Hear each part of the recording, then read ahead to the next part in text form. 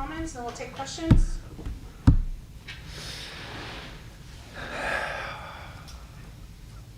I'm at a loss for words. Never. Had a great day Saturday. Really appreciate the fans showing out and the students, the band, our cheer squads, our players, parents, the alumni. I thought it was just a great Saturday. The weather cooperated. I thought the format of the game, I was really nervous about it, dividing the team up.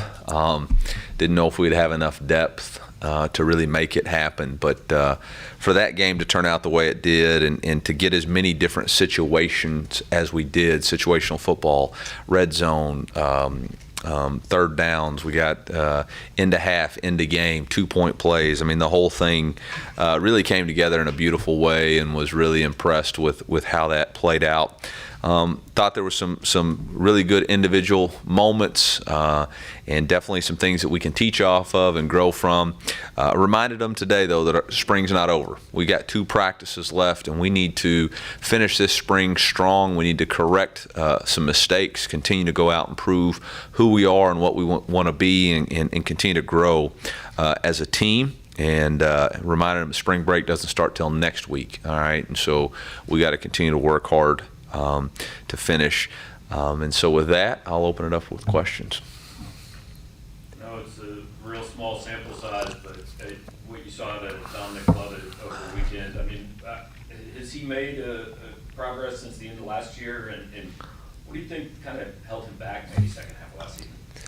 Me.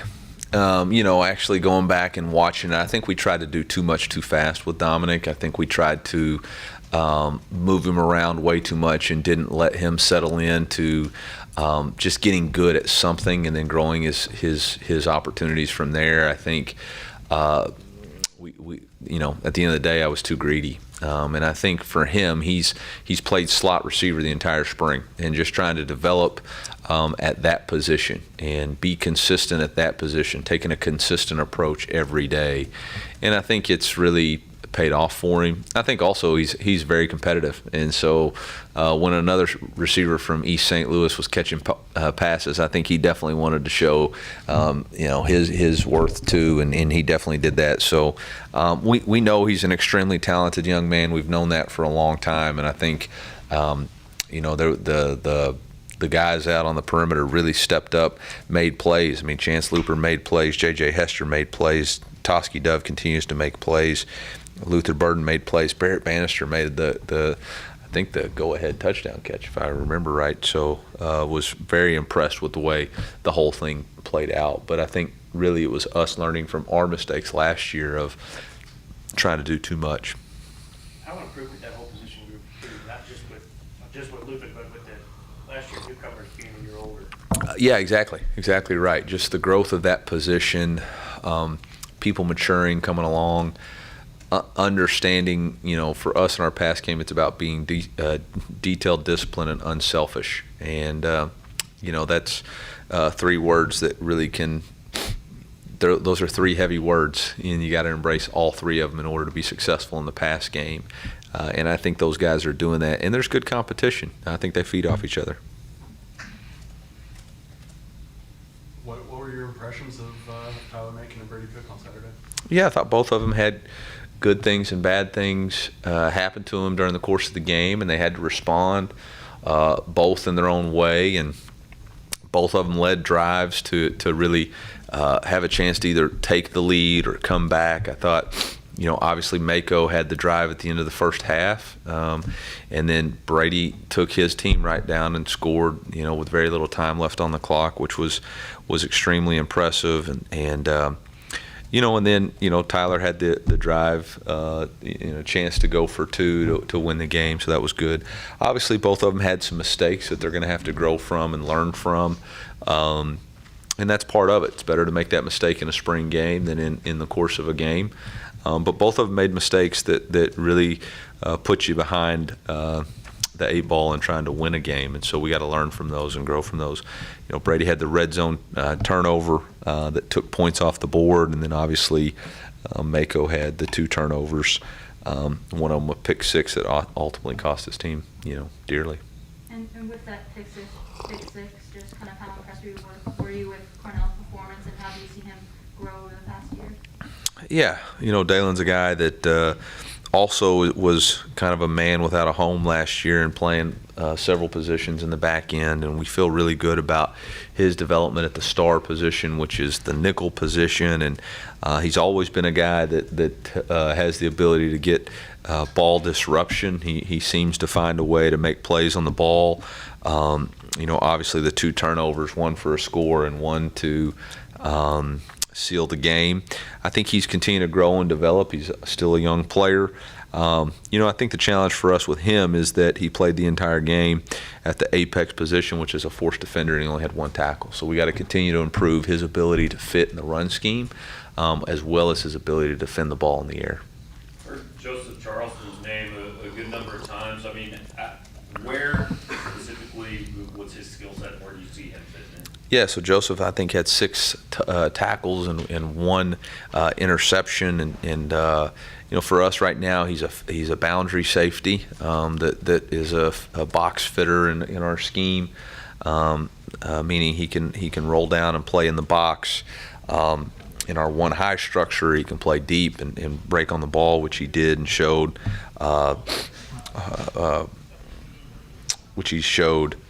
During the course of that game, which was good. So, he's a guy who got a ton of reps because of injuries to other guys throughout the spring, and he did exactly what you would expect, which is take advantage of your opportunities and grow. Eli, with the pro day coming up and the draft next month, I was just wondering kind of your thoughts on what Caleb Evans brought to the team, specifically like off the field from a locker room leadership standpoint. I've heard some good things about what he brought to the team there. Yeah, we're excited about all our guys and their opportunities on Friday in pro day, and look forward to those guys having the opportunity to continue their careers. Obviously, Caleb brought a lot of character from his ability to he was a graduate student, and so he knew what it took to handle life with football and life outside of the game. And then obviously he had his charitable foundation, and so we appreciated his contributions. Eli, obviously a lot of new faces at the tight end position. What have you seen out of those guys this spring, and do you feel like you have enough there right now? I think that's a position that we're still trying to grow and develop, and Tyler was hampered from a high ankle sprain after practice number 2, and so he really missed 2 weeks, but really appreciated his toughness to come back in practice this past week at about 80%, and really played this entire last week, not nearly at full strength. But him and Cabet and Ryan and all those guys have been giving us everything they've got, and they're going to continue to grow and still have 4 months to really put on the strength and learn the offense and understand the nuances. I do think that with Cabet's length, with Tyler's length, they provide us some benefits that we haven't had here in the past, and so we'll play to those guys' strengths and shy away from their weaknesses. Were there any other players or position groups that really stood out to you on Saturday? Man, I thought there was a lot of players that stood out to me in a positive way. Obviously, the wide receivers had some big plays, big opportunities. I thought the running backs, I think we had at least three different running backs score touchdowns. Cody Schrader, obviously Taj Butts, Nate Pete scored. I thought they did some really good things. I thought Darius Robinson played very strong in the middle when he was in the game. I know Isaiah McGuire and Arden Walker did a really nice job when they were in the game, and obviously we got those guys out sooner rather than later. I think Devin Nicholson had 5 or 6 tackles. Relis George had 4 tackles. So I thought there were some guys that really took advantage of their opportunity and did a nice job, being able to play in front of the fans. Quebec sort of came from that walk-on trot. I mean, when he was already a junior here, what sort of did you see? I don't know, did you see anything from him then? And I guess what is any of the biggest threats? Yeah, I think Quebec started at maybe 208 pounds. He's at 252 now. He did participate in a walk-on tryout. He's got great length and ball skills. He was a basketball player in high school, and so, for us, it was a potential opportunity for him. What do we think he could develop into? And that was really the exciting piece for us in that growth. And, had the ability to come back this year for his COVID year, and we were sure glad that he was able to take advantage of it. And we look forward to his contributions and what he makes of those. Given this might be the last time a lot of people get to hear from you until the season's kind of getting close and all that, what do the next 3 months look like for your guys, and what's the focus? Yeah, a lot of hard work, a lot of taking the feedback from their coaches, taking the feedback from themselves, and watching the film for the last 15 practices and figure out what exactly they need to do to provide the contribution that they see themselves providing, right? What do they need to do to play? And part of the reason that we do it the way we do it is so that you have the entire month of April. So you're going to have a 5-week training block here to increase your strength, your speed, your agility, your fundamentals. Then you're going to have that month of May, which is going to be on them, right? They're going to get some time off at home before they have to come back, and it's going to be about their discipline and willpower to maintain what they've gained. And then you've got June and July. It gives some guys opportunities that get dinged up and injured to recover and get back full speed. So that's really what it's going to be. It's going to be about them competing and developing on their own. You mentioned the injuries. Do you expect to get all the guys who have been missing time for the spring game back by fall practice? Yeah. Right now, there's only one that would be a potential not, and that would be Hiron White. But everybody else, Jelani should be back full in April. Ennis is back full in April. Kyron Montgomery's practiced the last 6 practices, just wasn't cleared to go full speed. Chris Abrams-Drain will be fully cleared. Chad Bailey had an had a shoulder separation, and that's why he missed the spring game, but he'll be back ready to go. Trajan Jeffcoat had some back issues that are not anything to be concerned about long term, so he'll be back, should be back tomorrow. So there wasn't anybody missing that we felt like wasn't coming back. Yeah. With your situation with Hiron, I know you said some good things about Zeke Powell last week. How do you think he performed on Saturday? Yeah, I think Zeke's been very consistent in his performance, and again, trying to improve every day and not getting caught up when it's not going his way. He just keeps working, good things and bad things in Saturday's performance, but I think to play in front of the crowd, no penalties, played physical at the point of contact, at the point of attack. I think he's continued to grow and know that he's going to be a really good right tackle in this league. He's proved that he can do that. Eli, once everybody nationwide kind of gets done with spring practice, do you expect the portal to get another bubble? Yeah. And how do you anticipate just monitoring that on a daily basis like you always have? Yeah, I just keep my Twitter account hot, ready to roll. I think that's going to be natural.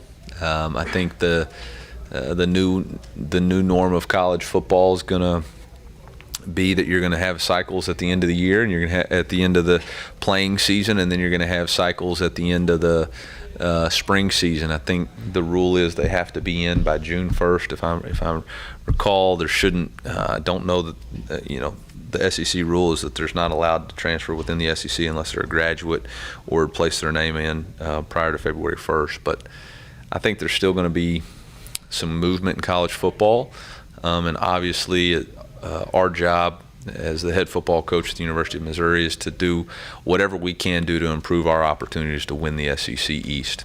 And so should there be a player that we believe would add value to our program, both from a culture perspective and a performance perspective, then absolutely we will consider those guys and have the flexibility within our signing class to do that.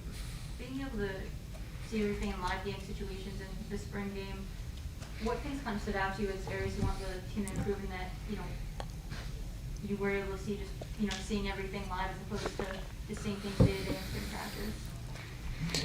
You know, I was actually pleasantly pleased with the lack of penalties. I've seen a lot more uglier spring games, from pre-snap and post-snap penalties, and even in-game penalties. And I felt like that was really a point for us offensively and defensively last year, of way too many penalties in key situations. And so I was pleasantly pleased with that growth. I do think that the point of attack on the defensive side of the ball, especially when guys got tired, you know, after the first down of the drive, the first earned first down, was something that we're going to have to continue to work on. And I think part of that is being able to rotate fresh bodies in the game. But we do have to do a nice job of getting guys behind the chains. Now, I do think the defense was a little bit playing with one hand behind their back. There wasn't until late when they started blitzing on their own. There wasn't supposed to be any blitzing, but both defensive coordinators got a little jumpy at the end there, which I don't blame them. You know, and there was not any coverage disguise. You know, we knew it was going to be a cover 2, cover 3, or one high scheme, and so there wasn't any combo coverages or anything like that. So, you know, I think for me, just knowing those things in my head, it was point of attack, making sure after the first down that we play tougher on the defensive side of the ball, and then on the offensive side of the ball, turnovers. Right, you can't turn the ball over in the red zone. You can't turn the ball over on the last drive of the game with a minute left when you still have opportunities to move the ball into field goal range. You got to take care of the football. And so I was pleased there was no fumbles, you know, no balls on the ground. And then, you know, execution of the 2-point play right there, you know, is an opportunity for us to continue to grow and learn. That would be 2 2-point plays in our, you know, bowl game and now in the spring game that we didn't execute when needed. You mentioned the turnovers. Obviously, the defensive backs created those. What have you seen from that group from beginning of spring until now, the kind of strides that they made, especially with the injuries? Yeah, I think it's just a hunger to prove that their opportunity is real. You know, with the loss of the guys in the secondary and the injuries, there's guys getting a lot of reps. Obviously, Drayden Norwood's come in and getting a lot of playing time. Joseph's getting a lot of playing time. Dalen Carnell's getting a lot more playing time. And look, the easiest way to keep a spot is to be on the field. Don't let anybody take it. Prevent them from getting those reps and opportunities. And I think that's what those guys are trying to do. Anything else for Coach? Thank you, sir. Thank you.